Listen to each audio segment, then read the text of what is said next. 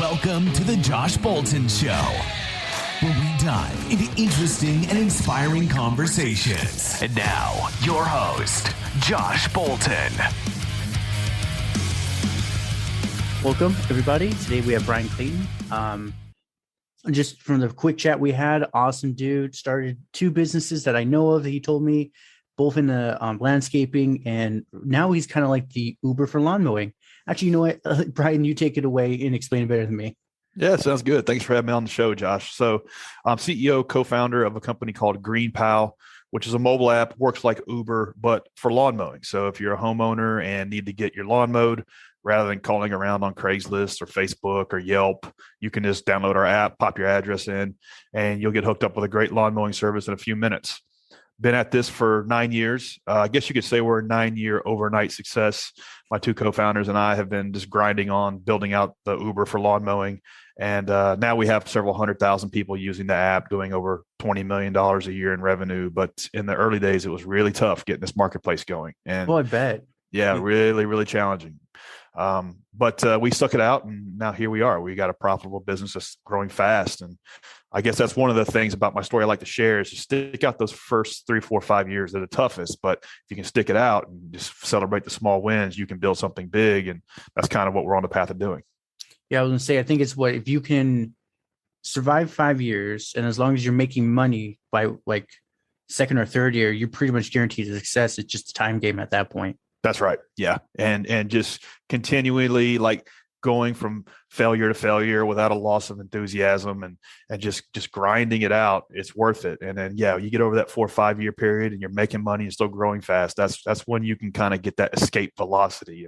That's how it's played out for us. We didn't raise any money building GreenPal, which is kind of rare for tech startups. Usually that's the first thing you do is go raise a bunch of capital and go to work. But we decided to do it the harder way, which is just bootstrapping it, so, funding it off of its own revenues. And for us, that's one of the reasons why we are here today. A lot of other Uber for X companies, Uber for massages, Uber for home cleaning, Uber for laundry service, Uber for valet parking, you name it, have all kind of crashed and burned. And whereas we took a real sustainable, slow and low approach, and that's been one of our keys to success is just funding the business off of its own revenues and always being focused on the customer and not getting too far ahead of our skis. That's awesome. No, that was actually one thing we were talking earlier where we were emailing. It's how did you get the funding? How did you find your talent? Because like for me, I'm not the most savvy when it comes to coding. So I was like, how did you come to find your talent and work stuff out with them? Yeah, we made every mistake you can make. And one big mistake we made was we delegated too soon. My two co-founders and I thought, okay, well, we don't know how to code, which we didn't. We thought, okay, we'll just go hire a dev shop to build what we think GreenPal should be. And we pulled together our money and spent like $150,000 building what we thought GreenPal should be with this development shop in Nashville where we live. And that was a total failure. It took like 9 months to build the first version, and we released it, and it was clunky and hard to use. It didn't have the features it needed. And so that was a really hard lesson that we learned, that you really can't outsource this stuff. If you want to be in the tech game, if you want to be a technology company, you have to have the wherewithal in-house to build and develop tech. And so it was a gut check moment, because on the one hand, we wasted almost a year and we had this piece of crap app that we released. But on the other hand, we were able to hustle up, half dozen, 12, 15, 20 users. And they were telling us that while the app sucked, they loved the idea. And so it was just enough validation to keep going. And one of my co-founders went to a boot camp to learn back-end Ruby on Rails coding. And then I kind of learned how to become a really crappy front-end engineer. And over a 3-year period of time, we worked in the business, and on ourselves to really kind of get into the game of what it is to start a tech company. And that laid the foundation to where then we could start to A, make a little bit of money, and then B, delegate from a stewardship standpoint, delegate from a position of of knowledge and experience, rather than like delegating from abdication. It's like, oh, you handle that, I don't understand it. Usually if you're delegating that in that manner, that's a recipe for disaster. So it took us a while to learn the skills we needed to learn to be able to then delegate and bring on additional team members, and use the little bit of money that we were making wisely in hiring more developers, hiring more better designers, hiring better product people. And that was a slow process that we kind of learned as we went. No, that's awesome. Yeah, that is one, because I looked into coding during the heat of the 2020 lockdowns. I was like, oh, I could learn this. And I'm sitting there going, holy shit, this is going to take me at least 5 years to kind of understand what's going on. Yeah. It's so true. It's so true. And you have to really have a reason why you want to do it. For me, I learned how to become a front end engineer, and I'm the least kind of like tech savvy guy to that you would put in that role. But it was like our backs were against the wall. It was like a point of survival for us, that we had to learn how to build software if we were going to keep going. And for me, it was very much like the default thing in my life is I'm always going to be working on my best idea. And GreenPal is and was my best idea. I guess fortunately I'm not too terribly creative. And so it's like, okay, I'm going to do this or nothing. And so let's just keep doing this. And it's kept pouring over every tutorial on YouTube, every online course, every sort of thing that I could get my hands on to learn, every book, how to write decent JavaScript and decent front end code. And that was kind of my why, was that we, wanted to see this thing exist, and that success wasn't, success was the only option. And that was what kept me going, chewing through it. If I didn't have that, I never in a million years would have learned how to do it. And I think that's one of the cool things about business is that, if you're doing a startup right, if you're building a business right, you're evolving every 2 or 3 years into a completely new person, and that the business is extracting these things from you and is requiring you to level up. And that's how it's been for me in 20 years. Every 3 or 4 years, I'm learning, I'm a completely new person, completely evolving and learning new things and doing things I never would have done. And that's the cool thing about business, is that it forces you to level up to do things that you necessarily wouldn't be interested in doing. Oh yeah, no, that's the biggest one for me that I've noticed in studying business and the architecting of everything. It's like people say, oh, it's a hard lifestyle. It's like, yes, it is, but there's a lot of self-reflection you have to do. If you're going into business, and not in the brutality of it, but you're essentially going to war, and war is very strategic, and war is always changing. Yeah. And the thing is, it's like, it's not what you get, it's what you become. It really causes you to level up and be and do things in life that you never in a million years would do. And so that's one of the cool byproducts of it. And, if you think of your life in the context of a movie or a storyline, the main character is always going through ups and downs. It's always like overcoming challenges and obstacles. That's what makes it an interesting movie. If they didn't have those ups and downs, it wouldn't be a movie you would want to watch. And if you think about your life in that context, and then the business can be the storyline to your life, that certainly has been the case for me. 3 years in business. It's like there's been some really low lows and some high highs, and the business is kind of the storyline to my life that makes it interesting, makes it a movie that maybe you might want to watch, or one that's worth living. And that's one of the cool things about it. It's a lot better than just, sitting, rotting in some cubicle somewhere, working for corporate America. If you can get into the arena and try to build something, it'll definitely lend a more interesting life and a more interesting storyline to your life. Oh, 100%. It's one of those, yes, it's a hard life, but it's one of those, there's so many more perks than to it, that it's like, yes, there's a chance the business could blow up in your face. And as long as it's structured correctly, it sucks that it blew up, but it's not in your name. You just got to deal with the ramifications. But as an employee, you're just like, oh, okay, I'll just go down the street to work for McDonald's until I can find something better. But as the owner, it's like, you can make millions, but that's like, it's like an option. It's about whatever you put in is what you get. Like you can lose. That's right. That's right. And it's unlimited upside. And whereas if you work in a job somewhere, it's very, very, very limited upside. And the downside is your life. You're spending a lot. How many good years do we really have? Your 20s, 30s, 40s, 50, 30, maybe 40 good years, and you're spending them, sitting in some job that you don't like. Spend 5 or 10 years building a business that you're proud of, that is interesting to you, and that delights customers and is, creating like abundance in your life and helping your employees and your stakeholders, that's a lot more fun than working for somebody else, in my opinion. Oh yeah. And then once you get to the point, I'm assuming with you, it's like, if you really want to disappear for a week, you could, you have a good enough team that they can handle it. Obviously, if something's just burning, it's like, call me, I'll figure it out. But you could just, if you wanted to go for a week vacation, I'm assuming you're at that point, you could now. A decade in, yes. So my lifestyle now is one that I travel a lot. In fact, I just spent two months traveling through Europe, just seeing like 20 different countries, and that's awesome. And it was really cool. And while I was working the whole time, checking in, making sure my team was doing what they needed to do, I wouldn't have been able to do that had I not had this company. And so, like, my business enables that sort of lifestyle.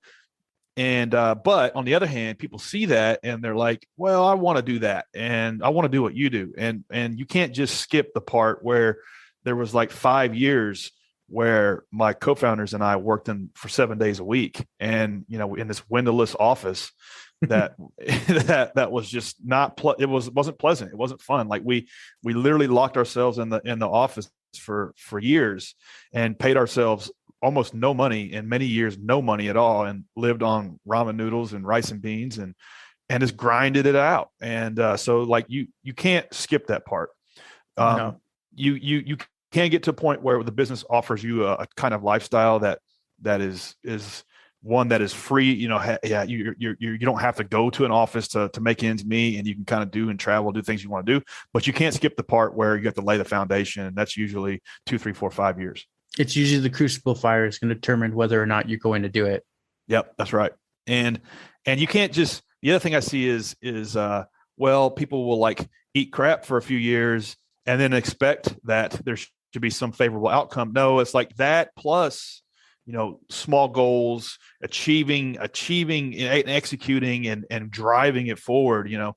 Like for us, our goal for our first year was just 100 customers, and we got like 57. And so we had to like celebrate that win when we got our first 100 customers. And that was like in year 2. And then we wanted to get 1,000, and there was another 2 years before we got 1,000, and then a 10,000. And so it's like the first few years were really tough, but they were tied to little wins that I knew if we could keep doubling, that eventually would be material. Oh, 100%. That's like anything in life, though. As long as you're consistent and you're at it, like, I would say for your business, 100 in a year seems it would seem reasonable, but I want to say the marketing would be, especially nowadays with Google's, it'd be a monster of a fee to get that many customers in 1 year. Yeah, it wasn't necessarily like getting 100 was hard. It was creating the product that would make 100 people happy was hard. Okay. And so it wasn't like, yeah, I mean, you can get people to sign up for something, but creating a product that actually solves their problem. Like, I push a button and somebody comes and mows my yard. There's like a million things that can go wrong between those 2 points, like lawnmower broke down, fence gate was too small, grass was too tall. He didn't realize how big the lot was. His guide showed up and didn't show up for work that day. He got a DUI.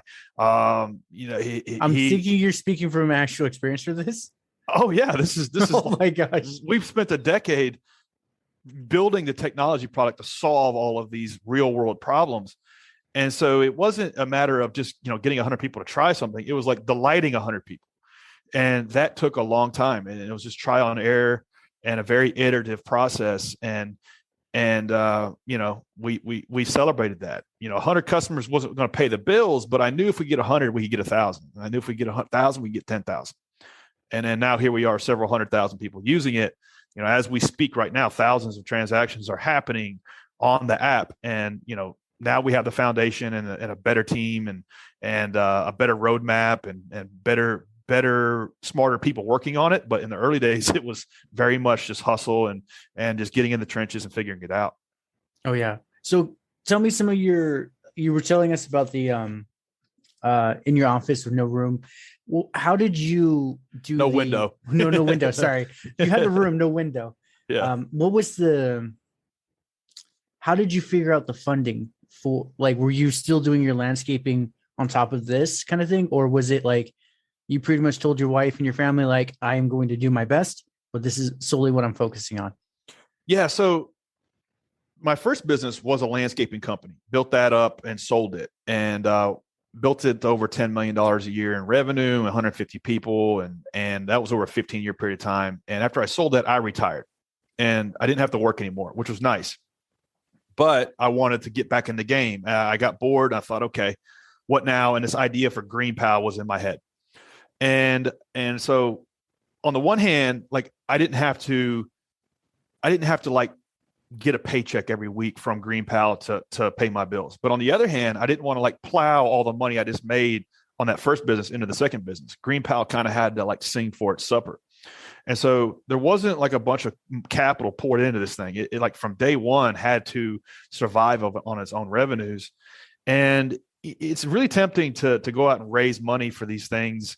But a lot of times that's a bad bet. That's a bad bet for the founder because it forces you to be good at raising money and not good at building a product that people get value from. And that was a mistake that I wanted to avoid.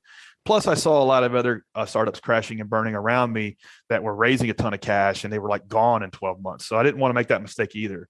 And so I decided really early on that we were just going to focus on revenue coming in and putting that money back to work. And so like the first year, 2 years, I didn't take any paychecks, and my co-founders worked full-time jobs and worked on this thing nights and weekends. And that's how we survived.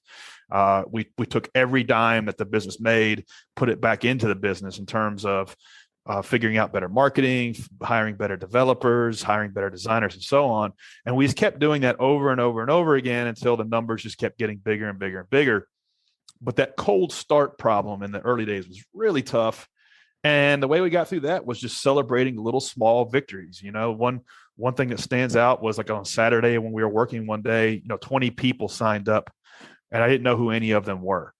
And that was a big moment. That was is like big. Yeah, it was a big moment. 20 people signed up. Nowadays thousands of people sign up a day, but back then, I knew everybody that used it, and I didn't know who these 20 people were, and that was a watershed moment for us to realize, okay, yeah, now I can now I know kind of how to market this thing, and I know that I can make that number bigger and bigger.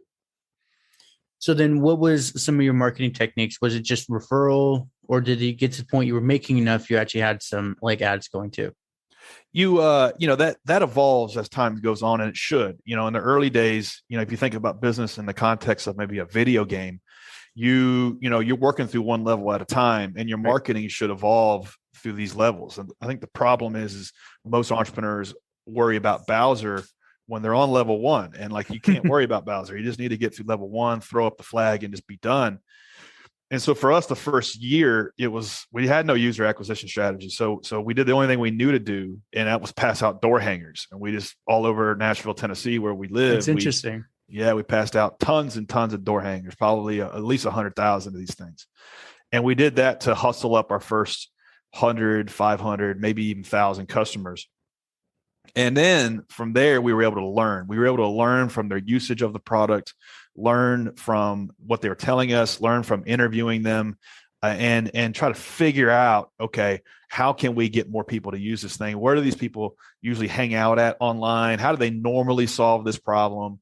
What's the language they use? Do they call it lawn care, yard maintenance, grass cutting, lawn guy, landscaping service, landscaper? Like what is how do they refer to this? And we need that for ad copy and advertising. So it's like getting in there and really like learning the nuts and bolts of what it is you're doing and working your way through these metaphorical levels of the video game you're playing is how we did it. And we eventually came to learn that a lot of times people just go to Google when they're desperate to hire a home maintenance contractor. And so we stumbled upon that, and then we started really peeling away the layers of, wow, competing on Google organic search is really tough. It is. And so we just started to like just ratchet that down to, okay, well, we can't nationwide compete for lawn mowing service in Chicago, Illinois, but we can maybe rank for lawn mowing service Clarksville, Tennessee, which is a suburb outside of Nashville. We couldn't compete for lawn care in Nashville, but we could compete for some of these suburbs in small cities and towns around Nashville. And so we just kind of built it from the ground up, learned what it takes to compete in SEO and what that means and all of the inputs that go into that. And just started really small, focused really intensely on some low competitive key phrases, and just tried to win at those. And then from the bottom up, work our way up and figure out, okay, well, now we can rank for lawn care in Nashville. And now we're at a point maybe 4 years in where we launch our second market, which was Tampa, Florida. And how would we rank that? And really learning this stuff from the ground up and just learning from our own mistakes was how we did it. So I'm assuming most of this is in general near your Nashville, or is it's everywhere now across America? Now, a decade in, we're nationwide. So, in any city with over 40,000 people, you can order lawn mowing service with GreenPal. And we're trying to distribute that into even more smaller cities and towns throughout the United States. So decade in, we're nationwide. But for the first 4 years, we were only in Nashville, Tennessee, because we didn't have a product that was delightful yet. We needed to make it, more reliable, more seamless, less friction. And really, in many ways, we're doing that still to this day, making the experience quicker, cheaper, faster, more predictable. But back then, it wasn't as good as it should have been. And so we needed to fix all of that before we could go wide into other cities. Kind of have a motto of nail it, then scale it. Well, we spent 4 years trying to nail the experience and then move it into other cities. And every one of these cities kind of has to be built from the ground up. When you're doing a multi-sided local marketplace like this, you can't just blow out nationwide, flip a switch. You really have to build every city and town from the ground up, and which is what we had to do. So you touched on something earlier, and then you mentioned it right now. It's the 40,000 or less people. How do you, when you get your lawn mowing people, do they have to, when they sign up, let's say Joe Blow's mowing, do they have to sign a contract saying, I will always have 3 people waiting in the room for you? Or is it just more like mom and pop, I'll get to it if I can? Yeah. So the sweet spot contractor for GreenPal is like your solopreneur, or maybe, we call them Chuck in a truck, Peter in a pickup. I like those, actually. Molly in a mower. We have a lot of female-led business owners that use it. And so these are folks that maybe are just getting started in the lawn mowing business or doing it part-time. They're maybe mowing 5 yards a week and they want to do 50. And so that's our job, is to supply them with as much demand as they can handle. And we don't ever get into situations where we overwhelm them or overbook them, because they quote every yard they do. So they sign up and then they're greeted with a list of lawns in their area. Here's the available lawns. And then they submit the price that they want to do it for. And that's sent to the homeowner. The homeowner hires them through our app. And then they come out and mow for that agreed upon price. If they liked it, they book them for the whole season right on GreenPal. And so it's our job to quickly fetch pricing, fetch the availability, and then homeowners can read reviews and pick the person they want to work with, and then set it up to where it just runs like clockwork for both the contractor and the homeowner. And so we don't take a heavy-handed approach to that. We don't want to run the lawn mowing business for them.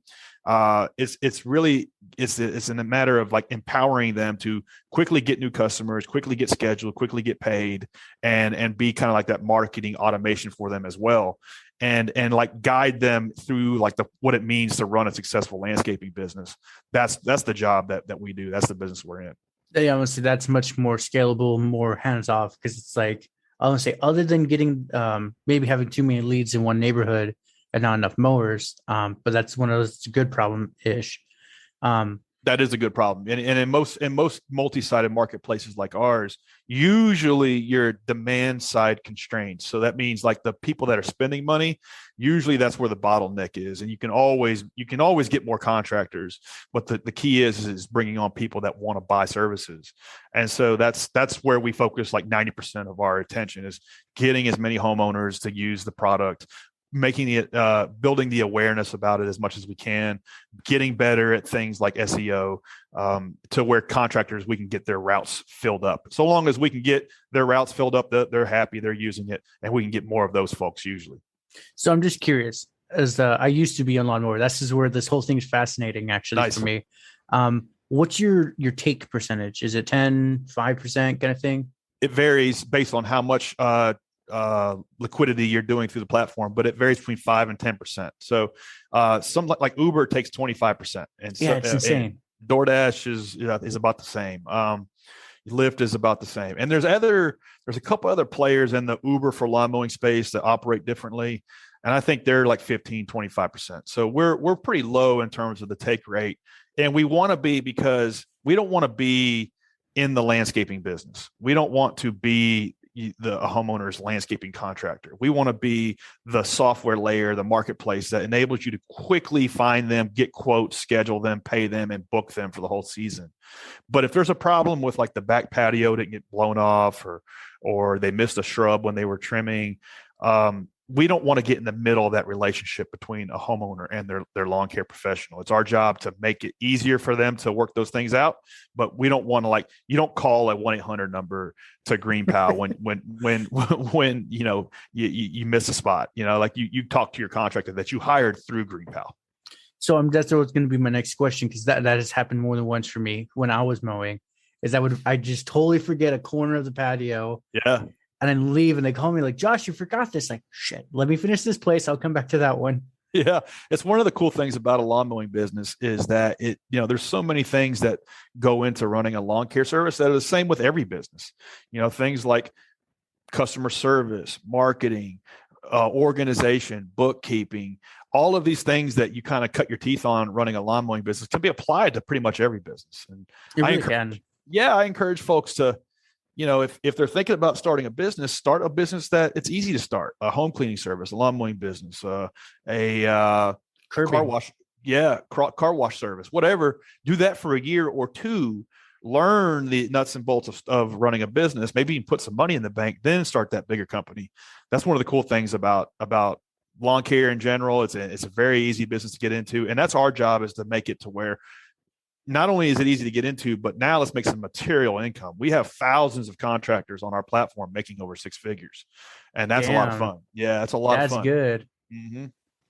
Are they pretty much have a county on lockdown when it's doing that, or is just they have pretty much like a whole neighborhood in their books?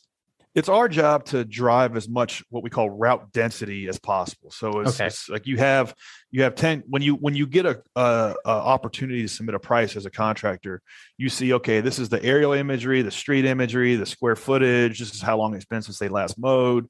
This is what their service expectations are. And then also, like, you have 5 other customers in this zip code, and your average winning price is $38.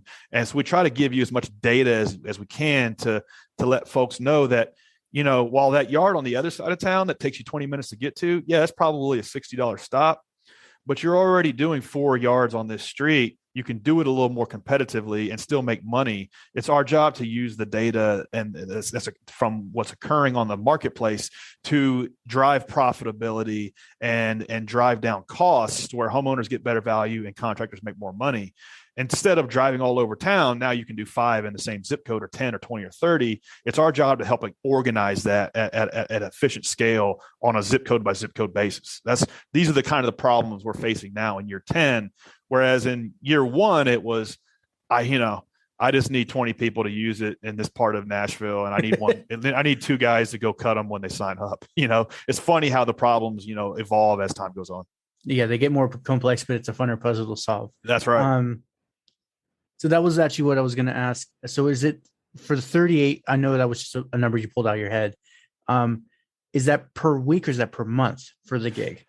Yeah. So our service is set up to where they get paid per individual service. So we don't want to get into the game of charging a flat rate for monthly service. I know some contractors try to do that.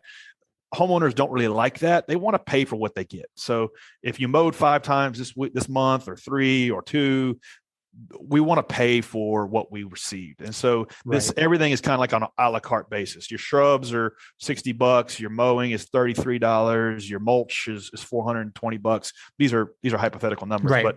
But that's what we're in the business of doing, is quickly getting pricing submitted for these services, getting approval for them, getting them added to the service provider schedule, getting them done and getting them paid.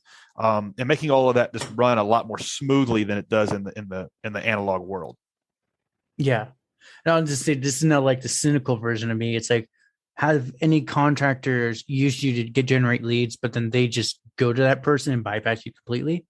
Sometimes it does. In the early days, it happened a lot because our product sucked, and he really couldn't blame them. But as time goes on, a couple things. The take rate's so small that it doesn't make any sense. It's like, okay, for a few bucks now, I still got to like leave a invoice and they got to mail me a check or Venmo me, and I got to hassle them for like getting paid quickly on time is one of the main value propositions for our app is getting these folks to where they can not have to manage an accounts receivable. And like the long guy is always the last to get paid. So that's the first thing. He really is. Yeah. And so that's how the main way we kind of combat that platform disintermediation. But the other thing is, we understand with data, if you're not getting booked consistently, then one or two things are happening. You either suck or you're taking them off platform. And so we're able to very easily measure that and expel the service providers that don't play the game like it's supposed to be played, that don't play by the rules.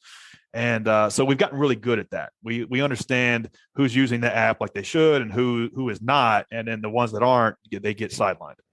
Yeah, they get blackballed. It's like, sure, you can keep your current clients, but you're not getting any new ones, kind of thing. You're not getting any new ones, and you don't have access to the software anymore. So once we understand, once we understand that either you're not doing good enough service quality to get booked consistently, or you're taking these folks offline, we turn their access off. Yeah, I mean, they can work with those folks directly offline if they want to, but they're not able to use GreenPal anymore.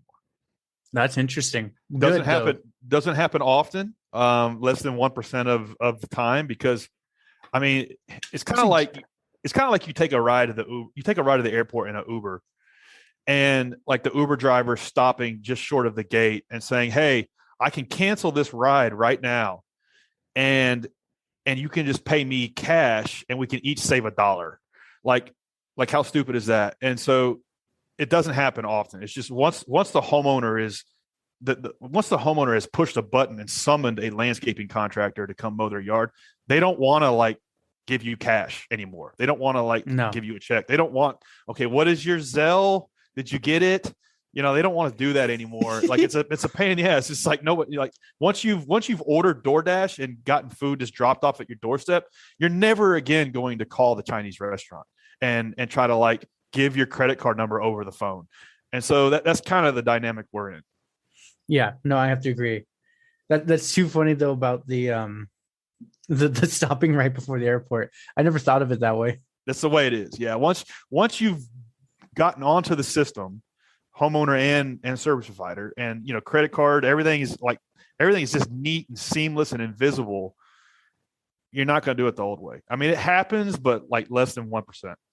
Yeah. Then I'm going to say especially with your take of 5 to 10%, when I was trying to get my accounts paid, God, it was like almost 3 to 4 months before I even saw like a couple months back money. That's right. Just to know, like you would ensure like you'll be paid. I'm just assuming out like the 14th and the 1st of the month. No, you're paid every day. Oh, shit. Yeah. Like you mowed 20 yards on GreenPal yesterday. You submitted your pictures. They approve it. Like the next day you're paid. And so it's like, no, it's not even waiting a week. It's not even waiting a month. That's literally awesome. This stuff just rolls like smooth, like it should, to where we enable contractors to focus on one thing, just doing a good job for their clientele, showing up, doing a great job mowing the yard, and then everything from getting new customers to organizing them into an organized route to getting paid is just handled. And that's kind of the way it should be. It should. That stuff sucks. You don't make any money doing that stuff. Yeah, you waste a lot of time. You get a lead from a friend of a friend, and you go and they're like, "Who the hell are you? I have rocks for in my backyard." It's like, that's well, right. Shit. That's right. But that's interesting. So the thing that keeps coming up for me is, wow, it just left. Is the a la carte. Sorry, I'm just like, come here. The a la carte aspect. How, let's say, like you were saying, now the hypothetical mulch, this, that. is there like actual tabs? Like, let's say I open your app right now and I say I want a guy to mow, mulch, and prune my roses, and there's like set prices for everything, and or would it be like under other? I say this, and then or would it come up like estimate? Yeah, it's a good question. So in a perfect world, you could order somebody to come trim your shrubs right off the shelf, like ordering a book on Amazon. But that's not the way it works. There's just so much more nuance to what goes into that. And so for us, the way we tackle that is for the new first time experience, it does one thing very, very well, better than anything else in the world. It is the easiest way to hire somebody to come cut your grass. That's all it does. So you're a homeowner, you sign up. I got somebody to come mow my yard for me. They did a great job. And then you book them for the entire season for weekly or every 2 weeks. That's all it does up until that point. Then after that, you can kind of unlock these other features for yard maintenance. So things like shrubs, gutter cleaning, snow removal, seeding, mulch, leaf removal, all of these other services you're going to need.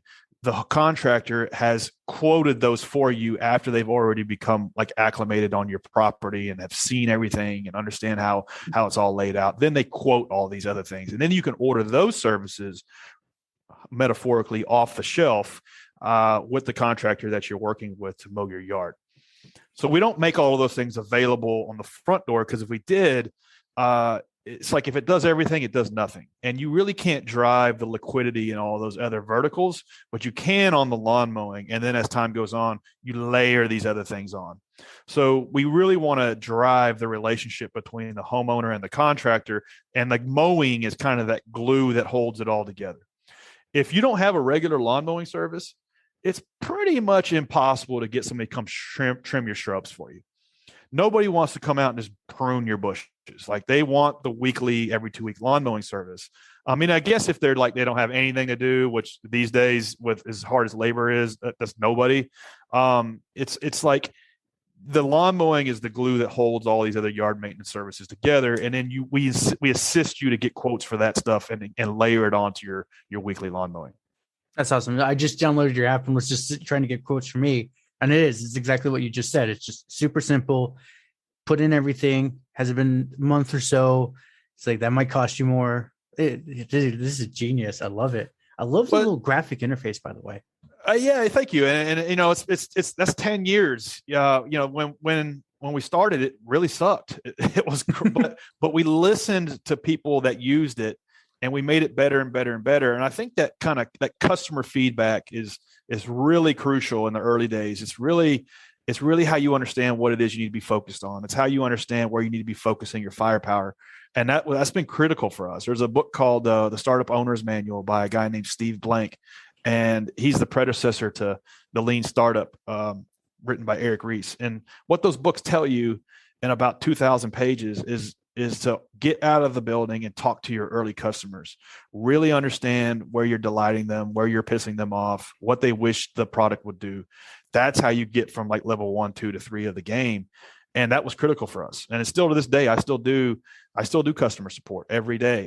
Because I don't want there to be like a gap between like the founder logic and the customer logic. I'm always trying to close that gap. And the way I close that gap is to do customer service on a daily basis, so I can always understand where we need to be improving, where we need to be focusing our efforts. So I'm curious, are you the type that, like, if your whole crew gets inundated with emails or calls, you just literally go into trenches and be like, okay, I'm here. What do we get? Where do I go? Kind of thing. Or is it more you just you sift through some emails or like voicemails kind of thing? Yeah. So for me, I try to routinize it, and I try to dedicate an hour a day, at least an hour a day to doing customer support. And then if we get into a point where the shit's hitting the fan and I need to pitch in and help, and help with a log jam, I definitely do that all the time. But I'm always asking why 5 times. Like, how did we get here? Like, why do we have this mess on our hands right now? Well, it's because we hired this new support agent and they didn't know what the hell they were doing. Why didn't they know what the hell they were doing? Well, because we put them through the training, but they didn't understand what the processes are. Well, why didn't they understand? Well, as it turns out, we don't have any kind of exam for like them to understand, like we don't know. And so, okay, well, we need to like have some sort of test before we bring on a new support agent to understand if they know. So it's like, this is just like a hypothetical situation where you ask why 5 times, then you get the root cause, you can fix that. But you don't want to be in a situation where you're always having to put out fires and you're always having to jump in there and roll up your sleeves. You need to be, as a CEO founder, you need to be able to be willing to do that, but you need to really analyze and ask why 5 times. How did we get here? Solve that to where you don't have to do that ever again for that particular thing. Oh, 100%. And the only reason I asked is actually the podcasting host service I use, Buzzsprout. It was one of those, their whole servers went down for like a day. And it was just one of those, I just emailed them, like, hey, I'm not literally not getting data. And the CEO himself replied back, and he's like, sorry, we're literally slammed. I got your information. I put it aside. It's important, but I have like 10,000 other emails to get to. Yeah. And I mean, as the founder, you got to be willing to do that stuff, for one, that's just what it takes. But 2, your team sees that, your people see that, they see you leading from the front. They see you jumping in there, and that's where culture is built. That's where, the team is galvanized, is in those moments. So you really, as a founder, have to look at that stuff and just lean into it.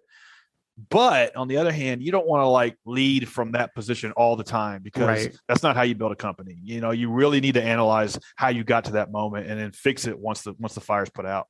Right. Yeah. And that was one thing I told him on the email. I'm like, dude, I don't know shit about podcasting or services, but I'd work for you just for this. Yeah. Exactly. Yeah. It's a moment. It's an opportunity as a founder, as a leader to jump in there and A, help solve the problem, but B, forge the culture of the company that this is what we do. We come together when the shit's hit the fan. And I've had some moments like that. I'd rather not repeat them. What are some of them without getting too nitty gritty?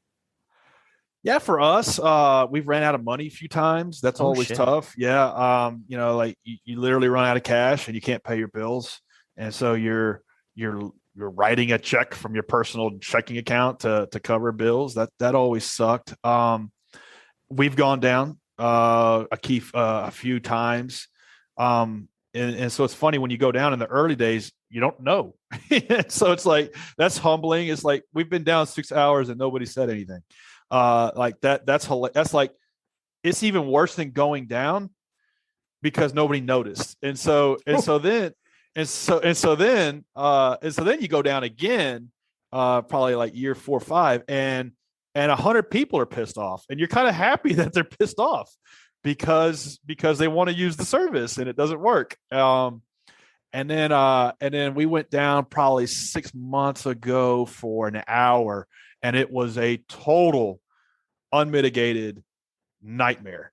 And on the one hand, I'm frantically trying to solve this problem and with my devs and trying to figure out what went wrong.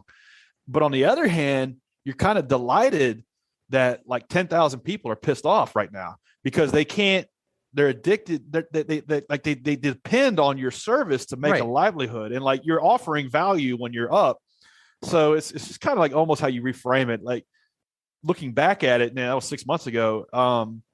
It was kind of a weird thing, but that stuff happens. Facebook went down for like a day not too long ago. So it's like, these things happen, you just got to work through them. So I'm curious for you, is the servers, are you using an in-house server or like you're outsourcing it to Amazon Web Services? Like, yeah. We run on top of AWS. A lot of this stuff, you as a founder, you really don't need to reinvent anymore.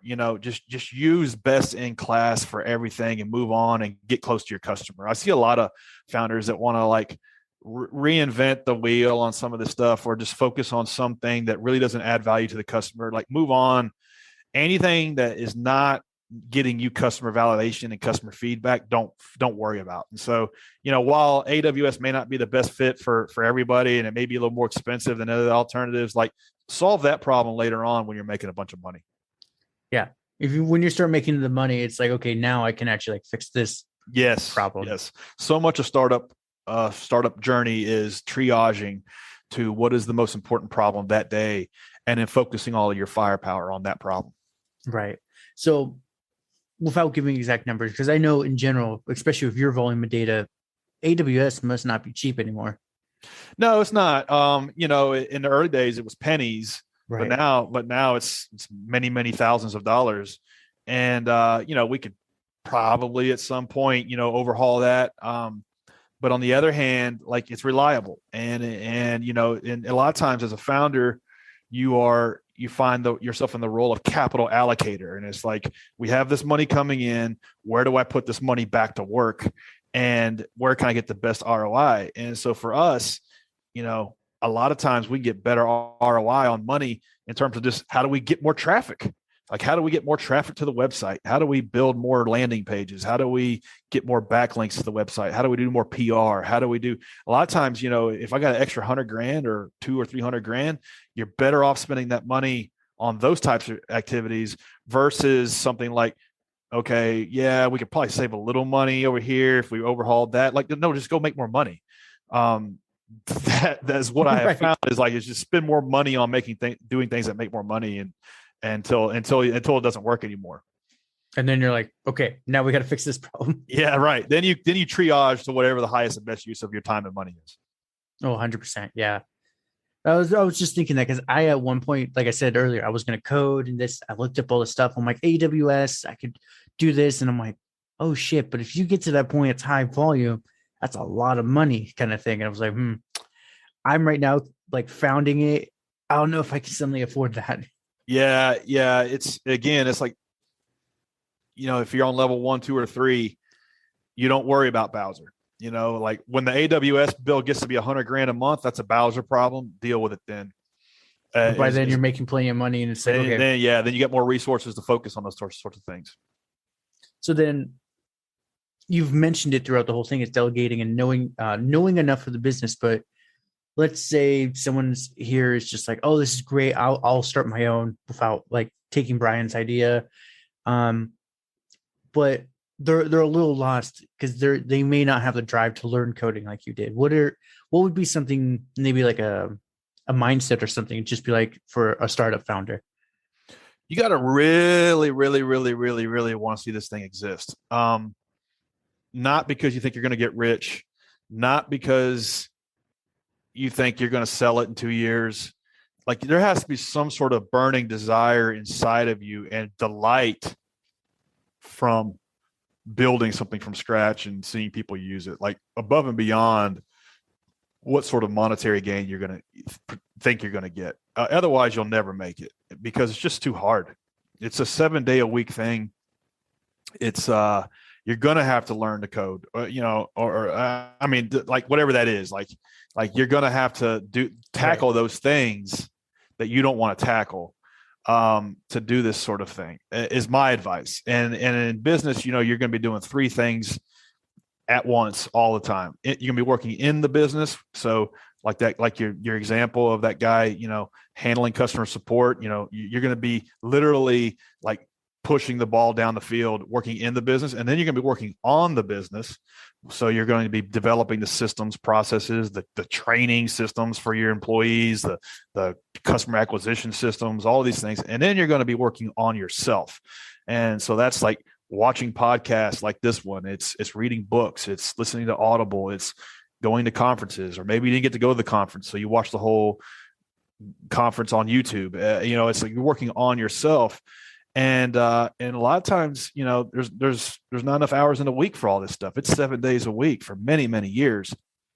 So that's my advice is like, if you have to ask yourself if you're an entrepreneur, the answer is probably no, because you're probably already doing these things by default. You're thinking about it when you're in the shower. You turn off Squid Games and you watch something on YouTube. You're already doing these things. It's been my experience. That's what it takes to go from 0 to 1 and build something from scratch. And you are sufficiently motivated intrinsically that you want to see it exist and you want to see it happen. Oh, 100%. And that was the reason I asked like that is there's a lot of people who are entrepreneurs where they want it, but they don't want to do the dirty work. Yeah. And that was one thing, like during the heated lockdown, That's actually another thing I'm going to get to you in a second about that. I saw the market crash in March 2020, and I was like, why are some people dancing in the street like it's best thing since sex? Some crying like Beelzebub in the room, and that's what started me down the whole what's trading, what's business, what's this mindset. And that's where then at a certain point, actually my coworkers were yelling at me like, Josh, you listen to the same damn thing over and over again. I'm like, I know, I'm brainwashing myself essentially. Yeah. I mean, it's something that if you're willing to make the sacrifices and dedicate your life's energy and soul to, it can be one of the greatest things you ever do with your life. And it has been for me, because I'm not particularly talented. I'm not particularly sharp. I'm not particularly smart, but starting and running my own companies has given me access to so many things in life that I never, ever would have been able to do. And so, I thank God that I have the opportunity to do these sorts of things. And I live in a country where the ability to start your own business is so easy. Very, very fortunate. We hit the genetic lottery, as Warren Buffett puts it, being born where we're born and being able at a time when we can do it. We can literally start a business so much easier today than ever. It's like, what a time to be alive. So I'm just the second question I just got up at there. Wow, I'm thinking too fast. For 2020 and 2021, you've hit on it like the thousands a day, but what was the clip between, like, let's say 2017 to 2020? What was the percentage change? Because I'm assuming people still wanted their lawn mowed, and because of your service, they never actually have to interact with them other than like halfway across the yard, like over there. Yeah. Yeah. Sometimes you get lucky in business, and we definitely got lucky.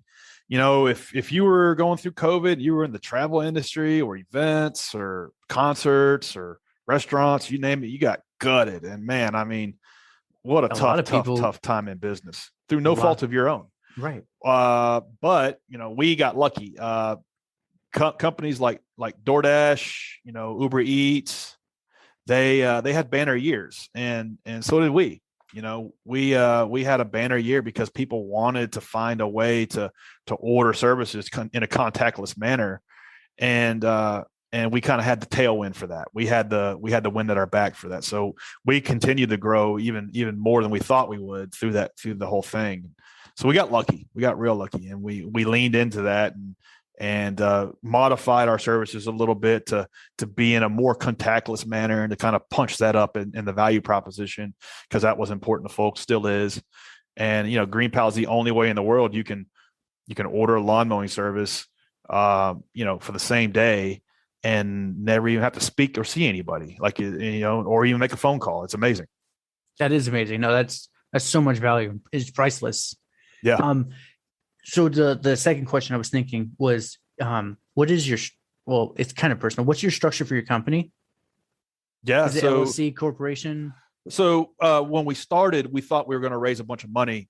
And so we founded it as a C Corp. And so if you're going to start a company that you think you're going to raise capital for, you want to fund it as a C Corp in the state of Delaware. That's the traditional kind of thinking on that. If I could have done it all over again, when we quickly learned that we didn't want to raise money, I just would have founded it as an LLC or an S Corp. And so for us, we are a C Corp. We haven't transitioned out of that. But if I could have done it all over again, I just would have done a straight up LLC because I don't have any desire to raise capital and never have. Quickly learned that we didn't want to go down that road. Okay, so then the technical question for me for the C Corp, because there is a lot of fees and taxes, even if you're not making money. How did you muster together enough for just for the IRS kind of thing? Yeah. So the trade-off with the C Corp is there is a double taxation. So if the company's making a bunch of money, and then they pay employees, there's like a double taxation there. Weird. Okay. Yeah. And so, but for us, we've structured it in such a fashion to where we're able to not take on that double taxation through bonusing ourselves and things of that sort. So at the state of the game we're in now, we don't really have to deal with that trade-off. That's why but an S Corp is better in that way, because it just kind of all passes through you personally as the founder. That stuff from the corporation you can pass through. but it's harder to raise capital for an S corp. You can only have like, I think 100 shareholders or something like that. Yeah, and they have to be American citizens or something like that. Yeah. So, but LLC is the best way. If you want to start a company and you don't want to raise a bunch of money, and you can still raise money for an LLC. I think up to 100 people. But if you want to raise venture capital, you definitely need to go the C corp route. And who knows? We may, never say never. There may be like a big late stage investor, put $100 million in our business or something like that, at some point. And in which case it'd be, it was smart to found it as a C corp.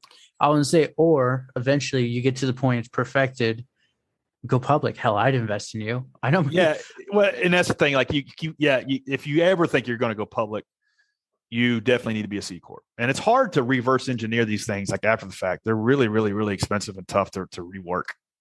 And the IRS doesn't appreciate it.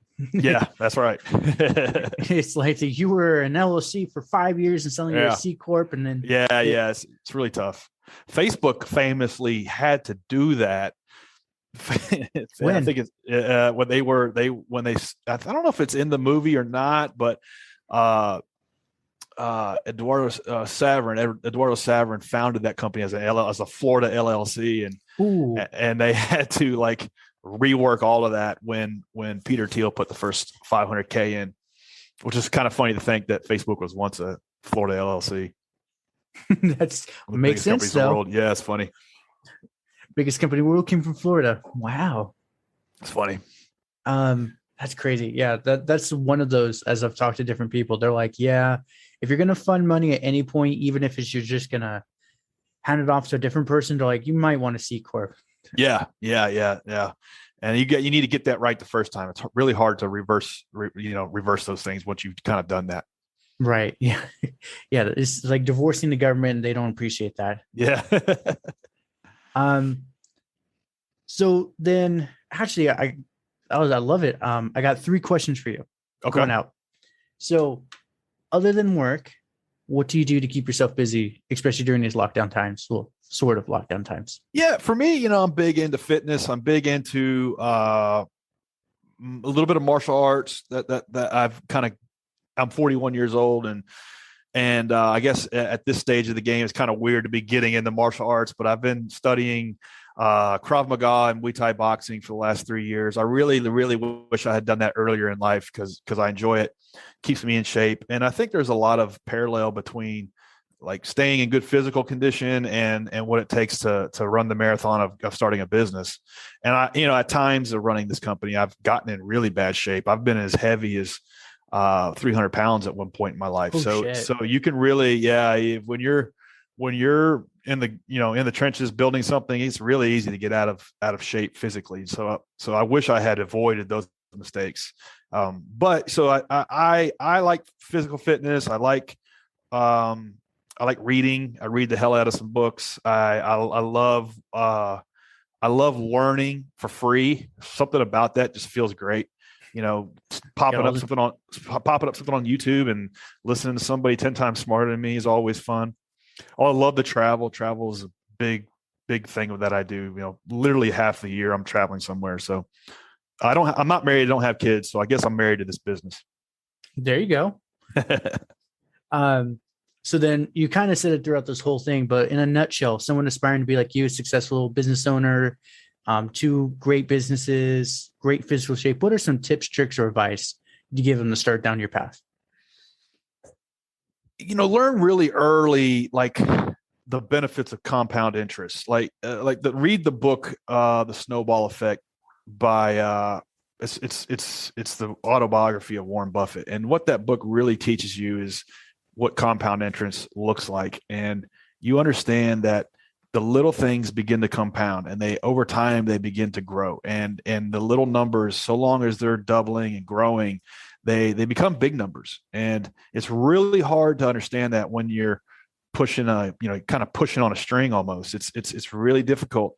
But if you can just not give up and stick it out, those numbers really, really get big. And when they get big, that's when the big momentum occurs. So that would be my advice I would give my younger self, is really understand compound interest early on to understand the stuff that you're doing today will get big at some point. That's beautiful and awesome. Where can everyone contact you at? Website, social, etc. Yeah. So anybody listening to this doesn't want to mow your own yard, just download GreenPal in the App Store or Play Store. Anybody wants to reach me, I spend most of my time as far as social networks on Instagram. So you can hit me up, Bryan M. Clayton. Awesome. No, this is awesome. I would love to definitely have you on in the future if you're up for it. Sounds good. Yeah, we're doing 20-something million a year now. When we get to 100 million, I'll come on and celebrate. Perfect. Awesome. Appreciate you and all the insights you gave. Thanks, Josh. Thanks for having me on. Well, congratulations. You made it to the end. You are an awesome person. Not many make it here. So, being the awesome person that you are, can you do me one more awesome favor? Can you rate and review this on whatever podcast services you're using? If you do it on Apple, and you leave an actual written review, I have a thing on my website. I will take your written review and post it for all to see. Congratulations, you're permanently sealed on my site. Otherwise, I am trying to do YouTube more and live streaming. I will try to put as many of the YouTube links in the description of the show as I can. So give your boy some extra help over on YouTube. Watch my videos. I just mute it and change the channel. Change the window or something. But yeah, that's it. Thank you for being awesome and see you next time.